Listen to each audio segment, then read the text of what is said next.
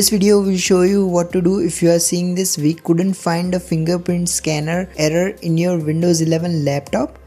So to fix this, first thing you need to do is head to the search menu and then type in services. Now select the first result that appears. Now in the services window, you will need to scroll all the way down and then find this Windows biometric service. Now double click on it. Now here you will need to ensure that the service is currently not running. If it is running, click on the stop option to pause it temporarily. Once you have done this, open the file explorer on your PC. Now go to the C drive. Now here go to this Windows folder. Now here go to this System32 folder. Now in here you will need to find this Windows Bio database folder. Now open it.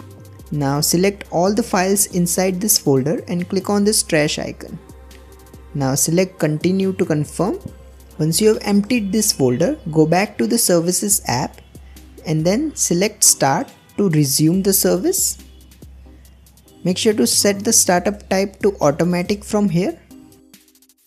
Additionally, go to this logon tab and make sure you have selected this local system account option.